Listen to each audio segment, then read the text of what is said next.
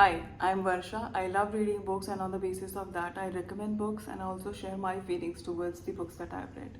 So, I'm going to talk about this book today, The Namesake by Jhumpa Lahiri. ये जुम्पा लहरी की first ever novel है and she is known to write mostly about immigrants. इस book में भी ऐसा ही है, ये सिमिलर सा प्लॉट है. This book she has talked about this couple, this Bengali couple Ashok Ganguly and Ashima Ganguly who move from Calcutta to Cambridge. वहाँ पे वो कैसे अपनी लाइफ स्पेंड करते हैं, कैसे सेटल इन हो रहे हैं, वो सारी डिटेल्स दी गई है. जो सिग्निफिकेंट इवेंट्स होते हैं उनकी लाइफ में वो सारे कवर किया गया है. This book starts with Ashima being shifted to a hospital जहाँ पे she is about to deliver a baby boy. और उसका नाम वो गोगोल रखते हैं. गोगोल क्यों रखते हैं, उसका क्या सिग्निफिकेंस है, किस कंडीशन में वो उसका नाम उन्हें गोगोल रखना पड़ता है, even though they wanted something some other name, but वो क्यों रखते हैं गोगोल, वो सारी डिटेल्स दी गई विच इज़ इम्पॉर्टेंट. और बाकी कि how they are navigating their life, how Ashima is navigating her life in this foreign land. She misses her home, she misses the warmth from her parents, her relatives. वो सारी details दी गई हैं. Second half में it shifts to the life of Gogol. He starts going to college, he starts dating there.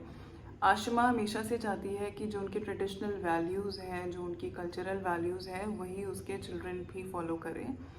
But Gogol और उसकी sister, they have always lived in this foreign land and they keep moving from one place to another. तो उनके लिए वो resonate करना, उनके जो Calcutta के या इंडियन जो ट्रेडिशनल वैल्यूज़ हैं उनसे रेजोनेट करना थोड़ा सा मुश्किल होता है. तो ये सेकेंड हाफ में ये सारी चीज़ें ही कवर की गई हैं कि गोगोल को पहले तो अपना नाम नहीं पसंद होता है, उसको समझ नहीं आता. वो he feels embarrassed in introducing himself to anyone. तो वो इवेंचुअली अपना नाम चेंज कर लेता है. उसके बाद फिर उसका फादर एक टाइम पे उसे अशोक टेल्स हिम कि उसका नाम गोगोल क्यों रखा गया था. वो भी एक इम्पॉर्टेंट इवेंट है जो सेकेंड हाफ में कवर करते हैं.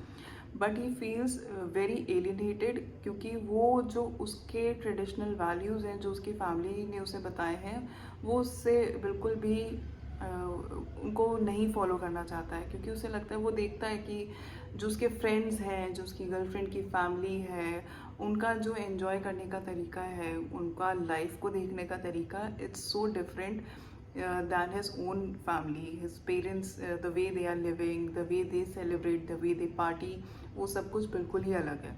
वो एक जॉब ले लेता है, ही स्टार्ट्स वर्किंग और he starts living alone away from his parents house. तो वहाँ पे वो क्या क्या चीज़ें एक्सप्लोर करता है, उसको बहुत सारी चीज़ें, उसको अपने खुद के बारे में भी बहुत कुछ पता लगता है.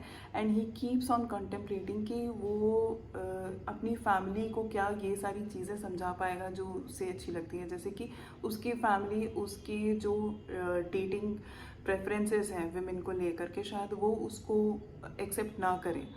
यही सारी चीज़ें सेकेंड हाफ में कवर की गई हैं. एक चीज़ जो मुझे लगी कि कुछ भी ऐसा बहुत इम्पोर्टेंट सा कुछ होता है, जैसे कि for certain events you might feel shocked, you might feel happy, वो बहुत ज़्यादा उसमें कैजुअली लिखा गया है. जैसे कि at one point of time something happens to Ashok, और उस टाइम पे Ashima and Ashok were living in separate cities. तो Ashima was preparing greeting cards for Christmas. She was writing everyone's name, writing messages, personalised messages. When she gets a call from Ashok and he tells him that he is feeling unwell. वो सारा जो कुछ भी होता है उसमें you do not get to know more about the part of Ashok कि how he is feeling. क्या उसे डर लग रहा होता है, क्या उसे ऐसा लगता है कि वो ठीक हो पाएगा, नहीं हो पाएगा, ये सारी चीज़ें उसमें एक्सप्लोर नहीं गई है. I am not going to talk in detail about this because I don't want to spoil it.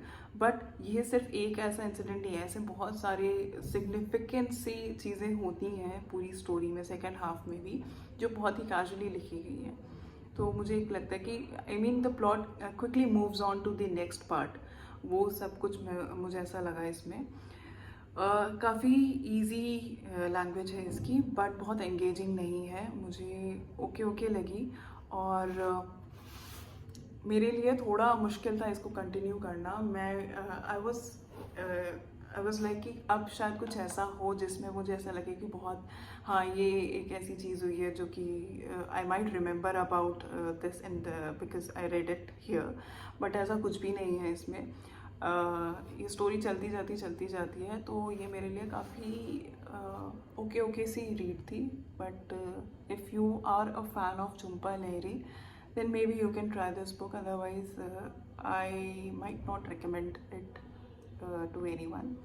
So ये मेरी feelings थी about this book. If you think that you like this video, then consider subscribing and liking, and I might make some more videos about the books that I've read.